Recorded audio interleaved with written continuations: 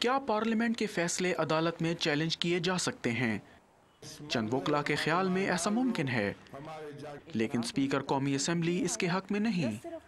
Doctor Fahmida Mirza کہتی ہیں کہ قانون سازی صرف پارلیمنٹ ہی کر سکتی ہے اور عدلیہ کا اختیار اس کی تشریح تک محدود ہے۔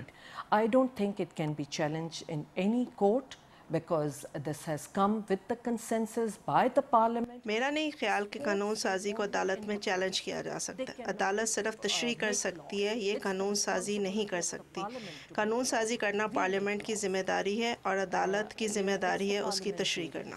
It is the legislators who legislate and they make laws and the role of the courts is to interpret it. Supreme court bar ایسوسی ایشن کے صدر قاضی انور مجوزہ 18ویں ترمیم کو عدالت میں چیلنج کرنے کا ارادہ رکھتے ہیں۔ ان کا خیال ہے کہ پارلیمنٹ آئین کے بنیادی ڈھانچے میں تبدیلی نہیں کر سکتی۔ Will of the people ہے to preserve and defend the constitution. Constitution کا جو بنیادی سٹرکچر ہے اس کو پارلیمنٹ چینج نہیں کر سکتی۔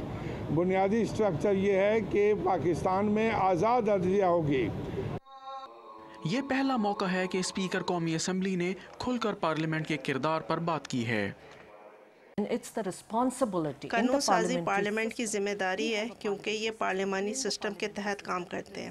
یہ کام قوم کے منتخب نمائندوں کا ہے اور قانون سازی کے بارے میں فیصلہ کرنے کا اختیار بھی ان کے پاس ہے۔ امید کی جا رہی ہے کہ جلد ہی 18ویں ترمیم پارلیمنٹ سے پاس کرا لی جائے گی، لیکن یہ کہنا قبل از وقت ہے کہ ترمیم کو عدالت عظمیٰ میں چیلنج کرنے کی صورت میں کیا فیصلہ ہوگا۔ شہزاد رضا، ڈان نیوز، اسلام آباد۔